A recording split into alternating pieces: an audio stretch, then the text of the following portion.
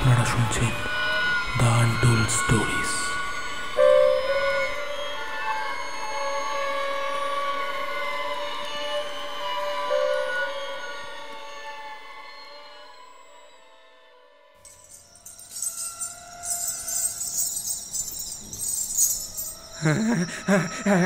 একদম ঠিক ঠিক ঠিক।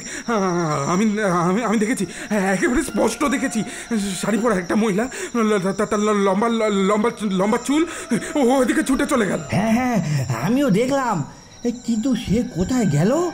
হ্যাঁ হ্যাঁ, আমিও লক্ষ্য করলাম। নিশ্চয়ই কেউ আমাদের বোকা বানাতে চাইছে।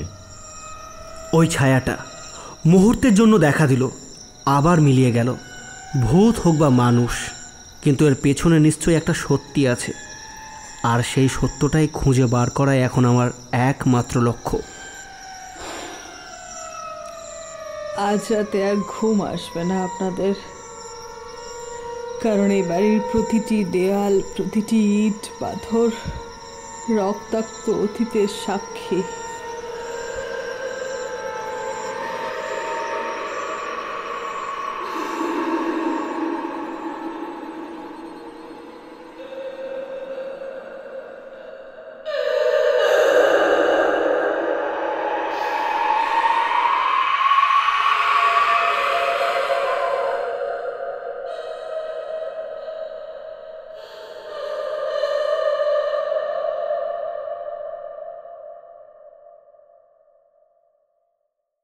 আপনারা শুনছেন দ্য আনটোল্ড স্টোরিজ। আমাদের আজকের গল্প শীতলেশ্বরের অভিশপ্ত শালবন। আমি সুকর্ণ, পেশায় এবং নেশায় গোয়েন্দা। গত দুর্গাপুজোয় আমরা এক ভয়ঙ্কর রহস্যের মুখোমুখি হয়েছিলাম। মহালয়ার ভোরের লাশ, অন্ধকারে গঙ্গার ভোরে ভেসে ওঠা অপরাধ আর মৃত্যুর তর্পণ।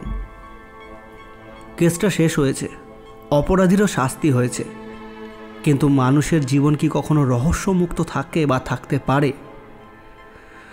দুর্গাপুজোর সমাপ্তির পর এখন কালী পুজোর আবহাওয়া বইছে।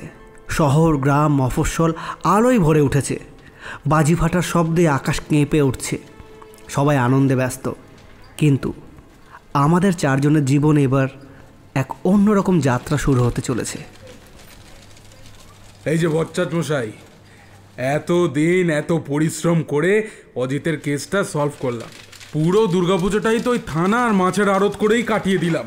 তা কালী পুজোয় কি করবেন ভাবছেন? হ্যাঁ, কি আর করবেন স্যার, দেখুন যতবারই কিছু প্ল্যান হয়েছে ততবারই সেই প্ল্যানের জায়গায় ডিউটি চলে এসছে। তাই বরং কিছু না করে ফোনের অপেক্ষা করুন, কোথায় আবার কি বিপদ ঘটে। ওফ, একটু যদি বুদ্ধি থাকতো তোমার ঘটে। যেটা বোঝো না সেটা নিয়ে কথা কেন বলো? এই সুকর্ণ, তুই কি বসে ভাবছিস? হ্যাঁ, একটু প্ল্যান কর না, কোথাও ঘুরে আসা যাক। হ্যাঁ, কি বলো? হ্যাঁ, আমারও ঠিক তাই মনে হচ্ছে। আসলে থানায় কাজের চাপটা এখন একটু কমই আছে, তাই যদি একটু বাইরে কোথাও বেরোনো যায় খুব একটা খারাপ কিছু হবে না, বরং ভালোই হবে। বাহ, এটা দারুণ হবে। বলছি স্যার, যদি ঘুরতেই হয় তবে আমরা গ্রামের কোনো রাজবাড়িতে যাই। শুনেছি বহু রাজবাড়িতে বড় বড় সব বিখ্যাত বিখ্যাত পুজো হয়, বিরাট বিরাট আয়োজন হয়, মেলা হয়, নাটক হয়, প্রচুর বাজি ফাটে, একেবারে জমে যাবে স্যার। কি বলেন আপনি স্যার? এই তো বাবা, পথে এসো। হ্যাঁ বচ্চাত মশাই, হরিপদ কিন্তু একেবারে ঠিক কথা বলেছে। এদিকে রাজবাড়ি, ওদিকে মেলা, তারপর প্যান্ডেল, বাজি, সব মিলিয়ে একটা ফার্স্ট ক্লাস ট্যুর হবে। এই যে সুকর্ণবাবু, আপনি কি বলেন? এবার তাহলে রহস্যের বদলে একটু আনন্দে মেতে ওঠা যাক নাকি? কি কাকতালীয় বিষয়, আপনারা সবাই মিলে বেড়াতে যাওয়ার প্ল্যান করছেন। এদিকে আমার কাছে কিছুদিন আগেই এক চিঠি এসেছে। চিঠি? কিসের চিঠি? কার কাছ থেকে এসছে সুকর্ণবাবু? শীতলেশ্বর রাজবাড়ির এক মহিলার কাছ থেকে। তিনি লিখেছেন, ওখানে অদ্ভুত কিছু ঘটছে। রাতের বেলায় কান্নার শব্দ, রাজবাড়ির শালবনে ছায়ামূর্তি দেখা যায়, এমনকি একাধিক অঘটনও ঘটেছে। তিনি ভয় পেয়ে আমায় এই চিঠিটা লিখেছেন এবং কালী পুজোয় আমাদের শীতলেশ্বর রাজবাড়িতে যাওয়ার জন্য বিশেষভাবে অনুরোধ করেছেন এবং নিমন্ত্রণ জানিয়েছেন। ওরে বাবা, স্যার বলছিলাম যে আবার এইসব ভূত টুত নিয়ে রহস্য শুরু হবে নাকি?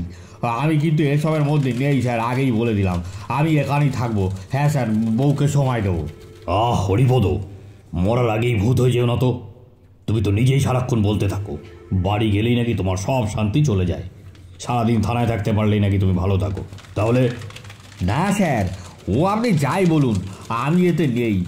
বউ জ্বালালেও ভালোবাসে, কিন্তু ভূত, ওরে বাবা, সুযোগ পেলেই আমার ঘর একদম মোটকে দেবে। তার আগে আমি তোমার ঘাড় মোটকে দেব। ওদিকে চুপ করে বসো, যাও। এই সুকর্ণ, স্পষ্ট করে বলতো, আমরা কি ছুটি কাটাতে যাচ্ছি নাকি আবার ওই লাস্ট আসের পিছনে দৌড়াতে হবে? দুটোই হতে পারে ভম্বলদা, তবে তোমরা যদি আমার সঙ্গে যেতে না চাও কোনো অসুবিধা নেই, আমি একাই চলে যাচ্ছি। আরে না না, তা কেমন করে হয়? আপনি একাই চলে যাবেন অথচ আমরা সঙ্গে যাব না, তাই আবার হয় নাকি? শুনুন, যাই হয়ে যাক না কেন, আমরা এতদিন চারজনে একসঙ্গে সব জায়গায় গেছি। আশা করছি এবারও তার ব্যতিক্রম হবে না। মিশন শীতলেশ্বর রাজবাড়ি, গোয়েন্দা সুকর্ণ, সঙ্গে অ্যাসিস্ট্যান্ট ভবতোষ মুখার্জি, তার সঙ্গে ইন্সপেক্টর রাজেন্দ্র ভট্টাচার্য ও হাবিলদার হরিপদ দাস। চারজন একসাথেই ট্রেন ধরবে। কোনো প্রশ্ন? না না, নো মোর প্রশ্ন। আপনি একদম ঠিক বলেছেন স্যার। আরে এই শীতলেশ্বর মেলা নাকি ভীষণ সুন্দর হয়। হ্যাঁ স্যার, আমি কত গল্প শুনেছি, তবে কিন্তু ভূতের নয় স্যার, মেলার গল্প শুনেছি। সে যাই হোক, তবে ভালোই হলো, ভালো মিশন শীতলেশ্বর রাজবাড়ি। ঘোরাও হলো, ডিউটিও হলো, মানে দুটো একসঙ্গে, মানে রথ দেখাও হলো, কলা বেচাও হলো। হ্যাঁ হ্যাঁ। দূর, আমি জানতাম এমনটাই হবে। ছুটি কাটাতে চেয়েছিলাম, কিন্তু শেষমেশ আবার সেই রহস্যে জড়াতেই হলো। তবে একটা কথা আমি বলে রাখি, মেলায় ঘোরা, জিলিপি খাওয়া, বাজি দেখা, এইসব বাদ দেওয়া চলবে না, ব্যাস। অবশেষে ঠিক হলো। পরদিন ভোরবেলা আমরা শীতলেশ্বরের ট্রেনে উঠব।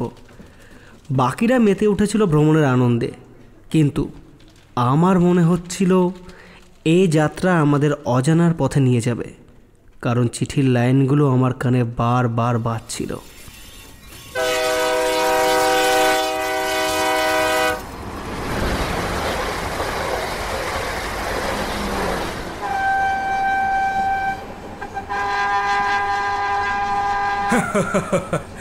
এইবারও সুটকেস বোঝাই করে বেরিয়েছি একেবারে 7 দিনের জন্য। আমি কিন্তু বলে দিলাম, রহস্য থাক বা না থাক, মেলায় আমি বাজি আর নাটক দেখবই, সঙ্গে লবঙ্গ লতিকা খেতে খেতে। সেটা দেখাই যাক না বম্বলদা, যে নাটক সত্যি কি শুধু মঞ্চেই হয়, নাকি রাজবাড়ির ভেতরেও কোনো নাটক লুকিয়ে আছে। ট্রেন এগিয়ে চলল অন্ধকার চিরে। জানলার বাইরে কালো আকাশে অসংখ্য তারার মিছিল, আর মনের ভেতর অদ্ভুত শিহরণ।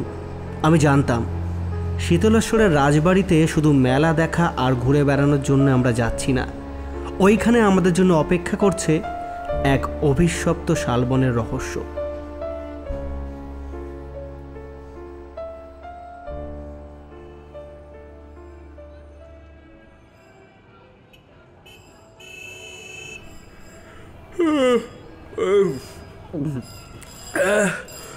অবশেষে নামতে পারলাম। এই সুকর্ণ, একবার বলতো, তুই আমাদের এই কোথায় টেনে এনেছিস? গঙ্গার ঘাটের রহস্য থেকে এত দূরে সেই অজ পাড়া গায়, কোথায় এটা? আরে ভোমলদা, এখানে না হাট বসেছে, কালী পুজোর মেলা বলে কথা, আর বড় নাম করা মেলা স্যার। এখানে শুনেছি নানান পিঠে, নাচ, গান, ঝুমুর সব হয় এখানে, সব। শুধু যদি মেলাই দেখতে আসতাম তাহলে তো শিয়ালদার মিলন মেলাতেও যেতে পারতাম। আমার মনে হচ্ছে সুকর্ণবাবুর কাছে অন্য কোনো খবর আছে। ঠিক ধরেছেন ভট্টাচার্য মশাই, মেলা আসল কারণ নয়, আসল কারণ হলো ওই রাজবাড়ি। রাজবাড়ি মানে জমিদারের বাড়ি? হ্যাঁ ভোমলদা, ওখানেই আমাদের আজ রাতটা কাটাতে হবে। হ্যাঁ, রাত কাটাতে হবে মানে মানে এদিকে কি কোনো হোটেল নেই নাকি? হ্যাঁ, হোটেলও আছে, কিন্তু আমার কাছে যে চিঠিটা এসেছিল সেটা লিখেছিলেন রাজবাড়ির এক মহিলা, রেণুকা দেবী। উনি লিখেছেন রাজবাড়ির ওপর অভিশাপ নেমে এসেছে, প্রতি অমাবস্যায় নাকি কান্নার শব্দ শোনা যায়, আর এবার কালী পুজোয় অশুভ কিছু ঘটতে চলেছে সেখানে। তাই ওহ, আবার ওই ভূতের কাণ্ড! এই বয়সে শেষে ভূতের পিছনে ছুটতে হবে? আমি ভূতে বিশ্বাস করি না ভম্বলদা, তবে মানুষ, লোভ আর অপরাধ, ওগুলোতেই ভূতের ছায়া খুঁজে পাই। আমরা 4 জন এগিয়ে গেলাম রাজবাড়ির পথে।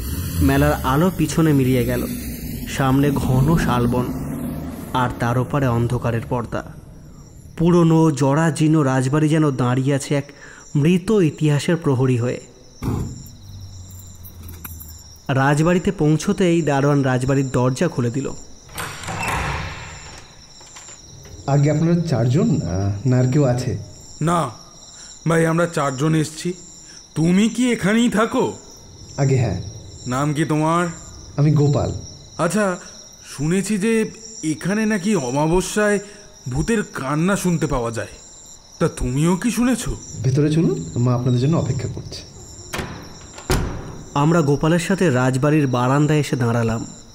চারপাশে ছায়ার মতো দাঁড়িয়ে থাকা বিশাল খুঁটি, মাকড়সার জাল ঝুলছে ঝাড়বাতির অবশিষ্ট অংশে।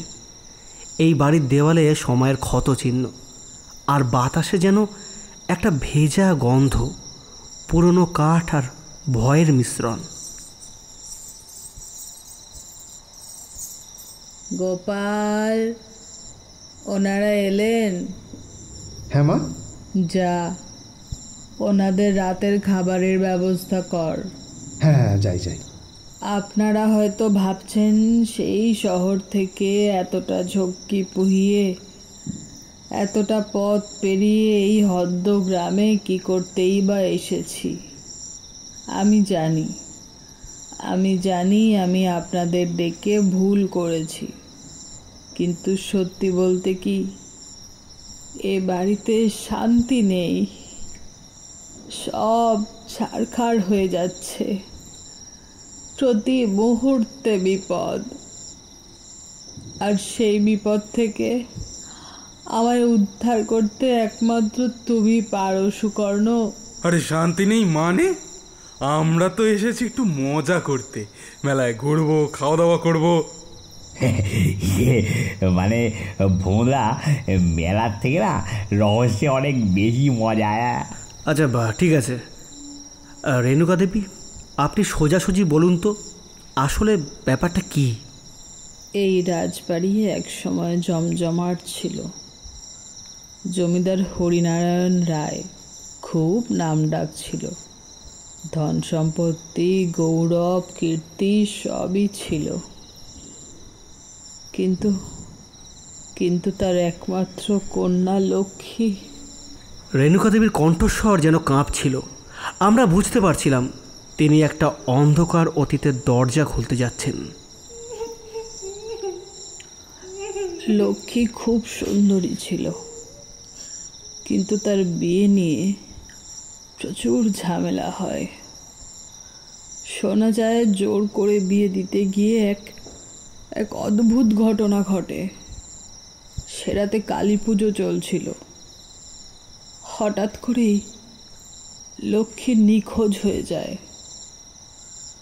আর তারপর থেকে প্রতি অমাবস্যায় কান্নার শব্দ শোনা যায়, যেন একটা নিরীহ মেয়ের হাহাকার, যার শেষ নেই।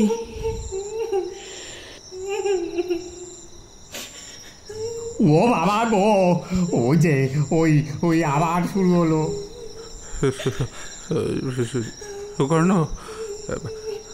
আমার আতুষ কাজ বলছে এটা মোটেই মানুষের আওয়াজ নয়, এটা এটা এটা ভূত। আমি কিন্তু ভূতের গল্পে বিশ্বাস করি না, এটা কারো চালাকি। আমি ভট্টাচার্য মশাইয়ের সাথে একমত, ভূতে আমি বিশ্বাস করি না, তবে মানুষ যখন অপরাধ আড়াল করতে চায় তখন ভূতের গল্পকে অস্ত্র হিসেবে ব্যবহার করে। দেখুন, ওখানে।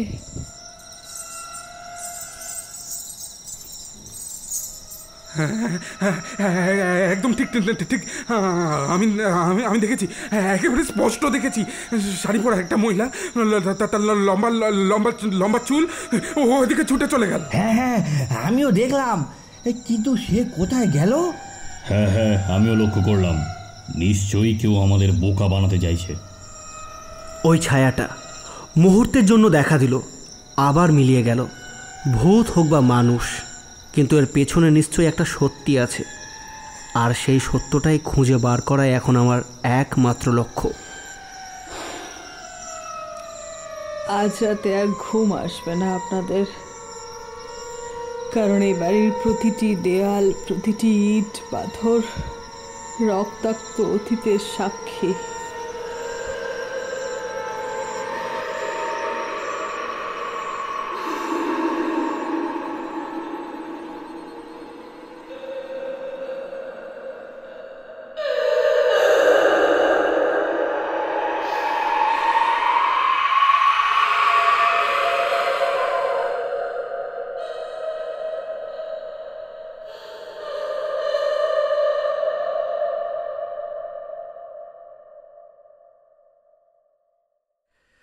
সেই মুহূর্তে আমি বুঝলাম, আমরা যে খেলায় নেমেছি সেটা সাধারণ খেলা নয়। রাজবাড়ির প্রতিটা ছায়া, প্রতিটা শব্দ এক অজানা সত্যকে আড়াল করে আছে, আর সেই সত্য উদ্ঘাটন না হওয়া পর্যন্ত আমাদের ঘুম নেই, শান্তিও নেই।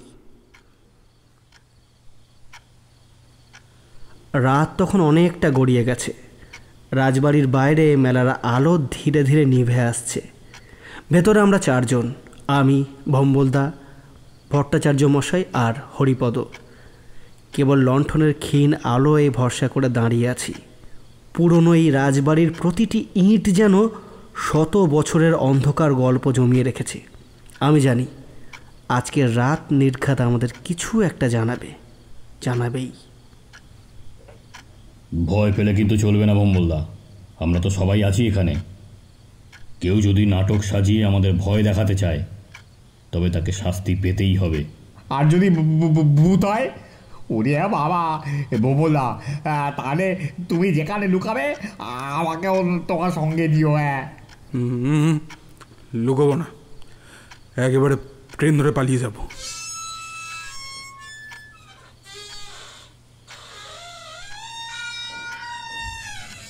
আরে এটা কি হলো? এই জানলাটা খুলে গেল একা একা। বলেছিলাম আমি, ভূত আছে এখানে। চুপ করো ভম্বলদা, বাতাসেও তো জানলাগুলো খুলতে পারে।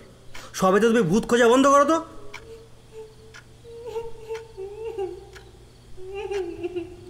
এই কান্নার আওয়াজ, না না, এটা নকল। কেউ আমাদের ভয় দেখানোর চেষ্টা করছে। না, এর ভেতরে একটা সূত্র লুকিয়ে আছে। আপনি লক্ষ্য করুন, আওয়াজটা ওপরের দিক থেকে আসছে। চলুন একবার গিয়ে দেখা যাক। আমরা ওপরে উঠতে লাগলাম। প্রতিটি ধাপে মনে হচ্ছিল যেন মেঝে এই ভেঙে পড়বে। দেওয়ালে ধুলো, মাকড়সার জাল আর পচা কাঠের গন্ধে চারপাশ ভরে গেছে। হঠাৎ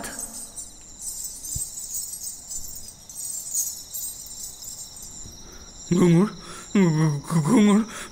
ভূত আছে বলে মঞ্জলিকা, শোনো, আমি নেমে যাচ্ছি। না ভম্বলদা, ঘুঙুরের শব্দ হাওয়ায় ভেসে আসছে, ঘরের ভেতর থেকে নয়। এর মানে একটাই, কেউ আমাদের চোখে ধুলো দিতে চাইছে। আমরা ওপরে পৌঁছালাম। বিরাট বড় ফাঁকা একটা ঘর, মাঝখানে একটি পুরনো দোলনা ঝুলছে। আরে এ দোলনা তো নিজে থেকেই দুলছে। এবার তো নিশ্চিত একদম যে এটা ভূত। আমরা আতস কাজ এতক্ষণ একদম ঠিক বলছি। তোমার আতস কাজ ভুল বলছে ভম্বলদা। নিচে দেখো, মেঝেতে ধুলোয় তাজা পায়ের ছাপ। এর মানে কি? এর মানে মানুষ এখানে না এলেই ছাপ পড়বে কোত্থেকে। আর এই দোলনাও নড়তো না, যদি মানুষ না আসতো এই দোলনাও নড়তো না। তার মানে আমাদেরকে ভয় দেখানোর জন্য কেউ ইচ্ছে করে এই নাটকটা করছে। আমি মেঝেতে তাকিয়ে বুঝলাম এই পায়ের ছাপ বাইরে থেকে ভেতরে এসেছে। ছাপগুলো সোজা বারান্দার দিকে যাচ্ছে।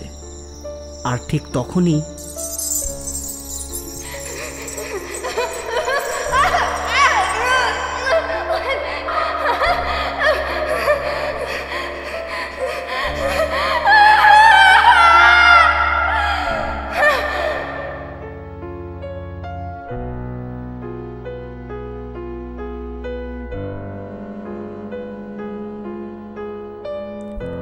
এই গল্পের পরবর্তী অংশ শুনতে পাবেন আগামী সপ্তাহে ঠিক এই সময়।